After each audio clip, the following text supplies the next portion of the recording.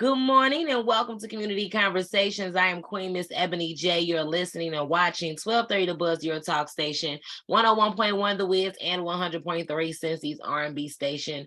Community Conversations is where we come to talk about things happening right here in our community and how nonprofit organizations are making a difference. I'm super excited about today's conversations. In case you don't know who I am Queen Miss Ebony J, the host that does the most, known from coast to coast, and my goal is to make sure that you are living out your purpose and you are doing things that truly matter and that can make a difference. When I come on this show on Sundays, my goal is to not just to talk about things that are happening, but to provide solutions. And today I have Miss Alandes Powell, who is the executive director behind Black Art Speaks. How are you doing, beautiful?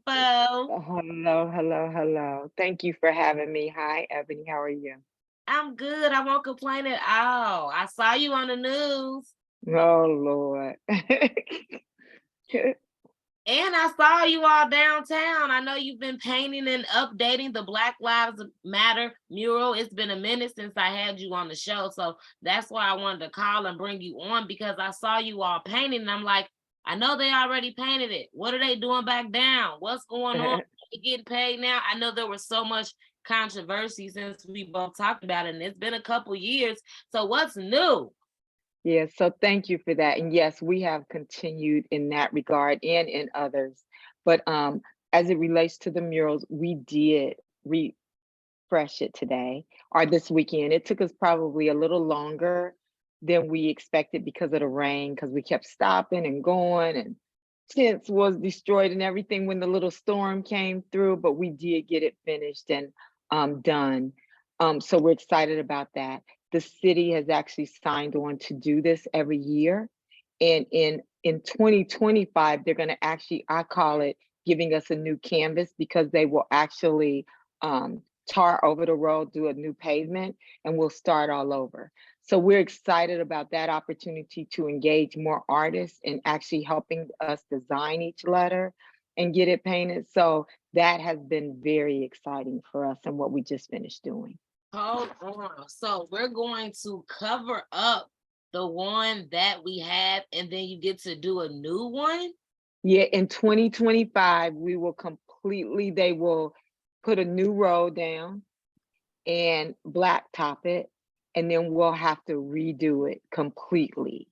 And so just excited about that part of it, and about putting something brand new down there as it relates to the artwork in each piece, and engaging some new artists to help us do that. So any challenges that you've experienced since, or obstacles with creating and maintaining it? Because I know I heard you say the rain, and of course there's nothing we can do about the rain, but I see we was able to push through. Is there any other challenges or obstacles you've experienced during Oh this? yeah, it wasn't supposed to be easy, because it is larger than just a mural.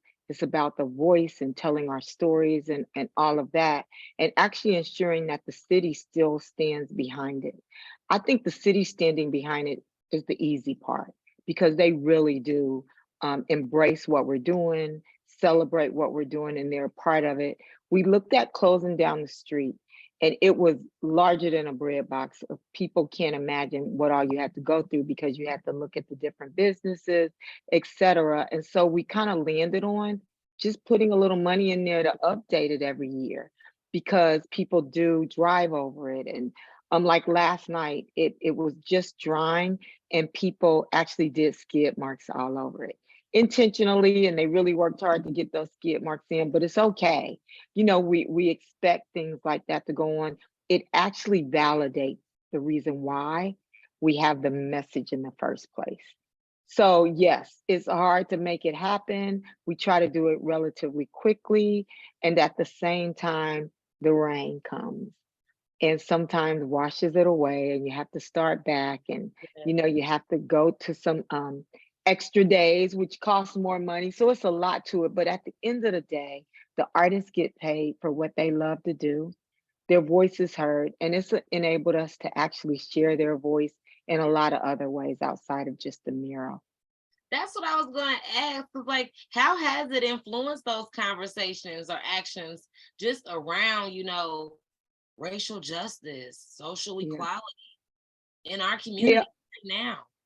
Yeah. So I think that, if we think about it, when the murals were first created, what is that? In 2020, I think is when the first one went up.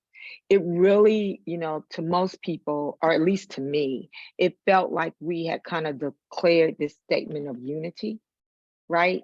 And that we just all recognize that we deserve some change. And that's what it projected to me. I feel like that's what we were seeing in Cincinnati. And then a couple years later, most of them are gone. Yeah. But our problems remain. And I love the fact that Cincinnati has said we're going to keep shouting this message. But it's bigger than just that. So most of the artists have probably doubled, some tripled their income because of this. Um, some processes that's been pretty old, we've been able to challenge somewhat to say, let's think a little differently, especially as it relates to the arts. And we're trying to keep the message fresh, recognizing that this mural does not, it doesn't change laws, but it Right. reminds people to vote. It doesn't do anything with gun control, but it reminds children that look like us that they matter. So some of it is more symbolic in nature, but still very powerful and meaningful. So I think those are the things we've been able to do. We've done some conversations about gun violence in a big way. We've had conversations that, and actually to a full crowd. You know what I'm saying? Like 0 seats open. So we've been able to do that. We're working with Ziegler Park right now. We were able to put a bid in to do the Social Innovation Center for the Urban League, and we were awarded that. Yeah. So we've been able to do a lot of great things that just ensures the artists, they have a voice and people are listening and they're not competing for the stage with each other or for someone else to tell them, oh, we like this message, so you can say this versus that. And that's the voice we're trying to make sure we have. How do you envision the long-term significance or impact of this mural? So I think the mural has already started to do some of that just by the nature of how it's given people an opportunity in the arts. But I think when you really look at it, we are focused right now on the bias of Black men in gun violence. And we are finding ways to engage children. We've asked kids, what do you need? And what they've told us is we need something to do outside of sports because we're not all athletes. We need positive things to do in the summer. So during this time, we did a sneaker event where we taught kids and parents because we wanted them together. We did this last weekend and we had some great sponsors and we taught them how to actually paint their sneakers. Who doesn't love sneakers?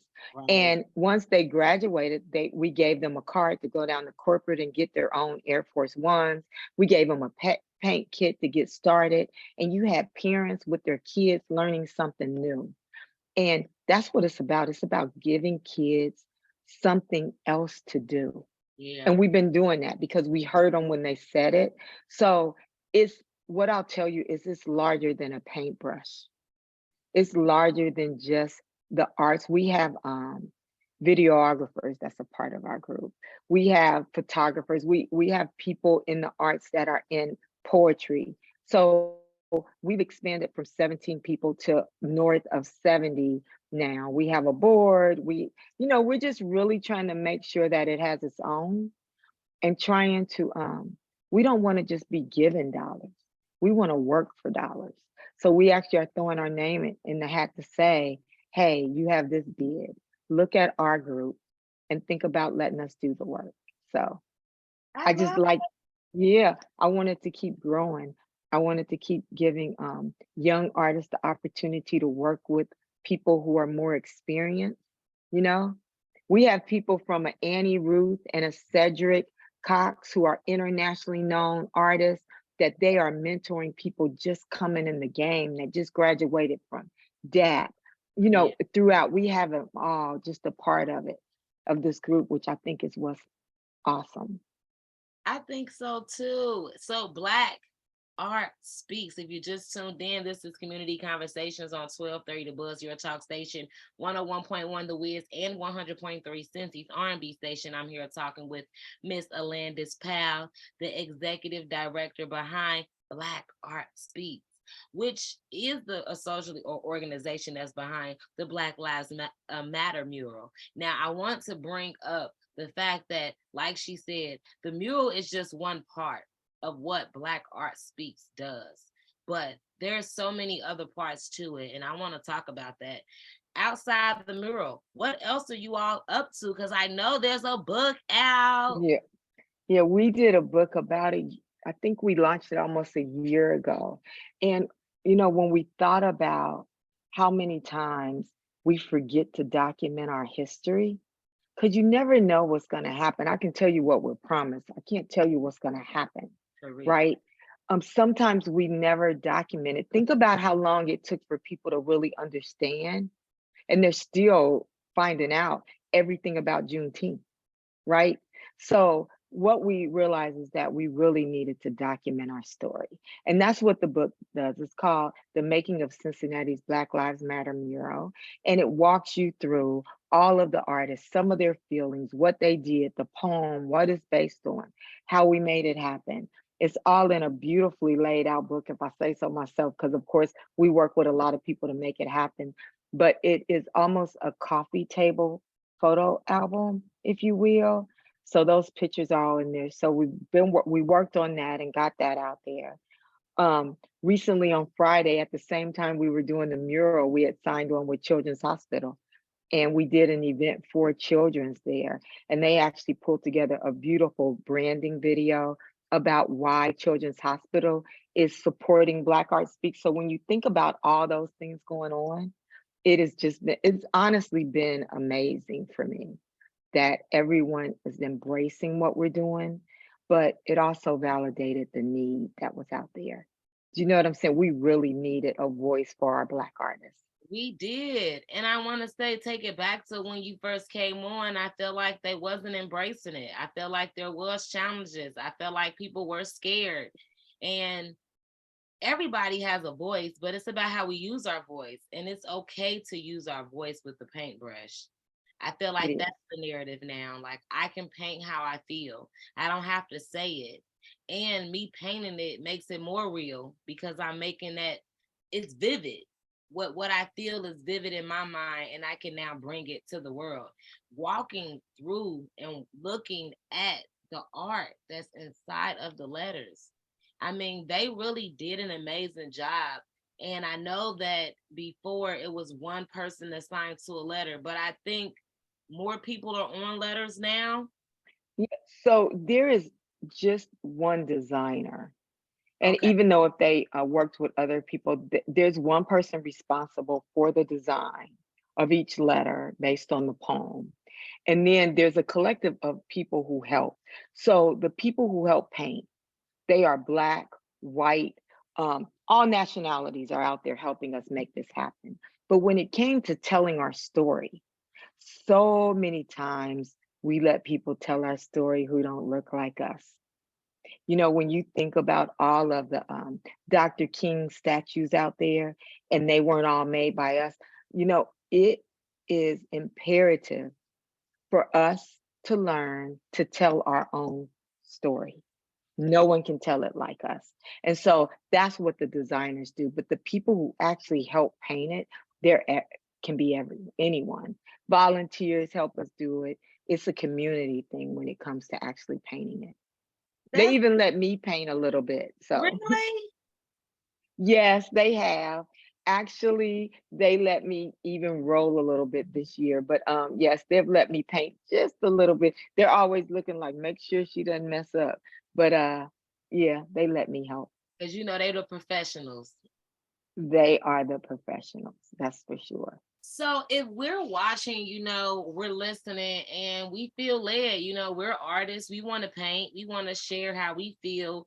Is Black Art Speaks like a movement that we can join, or is an Yeah. organization that we can be a part of?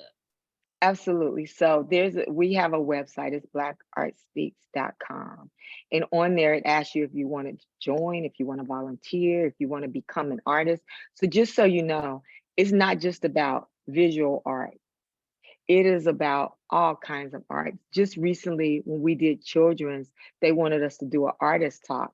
And I included Miss Wilkerson, who honestly is the first Black ballet dancer in 25 years at Cincinnati Ballet. And she was on there. She's an artist, right? What she does in her own rights. And she was a part of the conversation and just dynamic, if you ask me, with a really great story to be told. So this isn't just about visual art.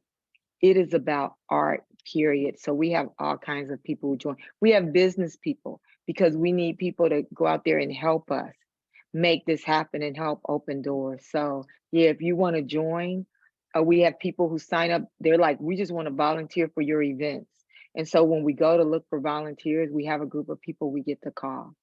So yeah, I love anyone who wants to join to go look at blackartspeaks.com and join with us.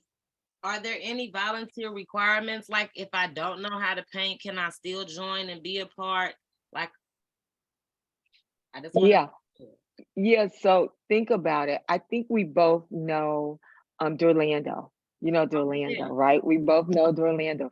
I have never seen Dorlando paint a day in my life, but he helps at every one of our events. He's a part of Black Art Speaks. He helps with registration.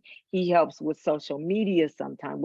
We have things, just if you think of any operations, there's things to do throughout. And if you think of nonprofits, most times we're trying to piece it together with some Band-Aid or tape. You know, tape, sometimes you have to pull out the Band-Aid off your purse to operate as tape. That's who we are and that's how we get it done. So we need anyone who wants to come out and help us as we do these things. Make sure you head on over to the website or they're on Instagram at black_art_speaks. Okay. Get connected. Before we go, I want to know, are there any upcoming events? Anything else we can expect for you before the year ends? Yeah, right now we're finishing up with Ziegler Park. Ziegler Park is an outside gallery that is our first curated experience. It's downtown. We did the ribbon cutting, but we will not do the grand opening of the art until the end of August. So if you drive by every week, you'll find something else new going there because we're working through that. We're also a part of the Urban League. So we are working with them to curate the art inside of the new building. The grand opening is August 8th. I think it'll be cool what we have to show you. That, I'm sorry about that doorbell. That's going to continue on throughout the rest of the year, but the grand opening will be August 8th, and you'll see some work that we've done there as well.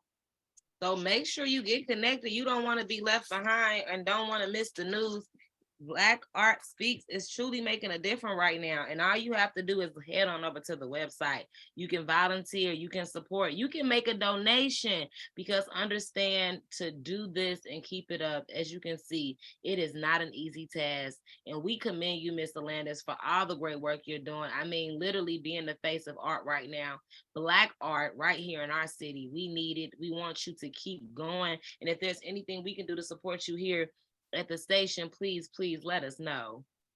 Thank you so much. And again, thank you for having me. No problem, beautiful. Make sure you head on over, if you haven't already, blackartspeaks.com. That's blackartspeaks.com. They're also on Instagram too. I want you to go check it out. And don't forget, at the end of August, there's going to be the big grand opening. You do not want to miss this outside experience, okay? It's a gallery. They bringing it to life just for you. Head on over to the site. Make sure you stick around. More community conversations right here on 1230 The Buzz, your talk station, 101.1 The Wiz, and 100.3 Cincy's R&B station.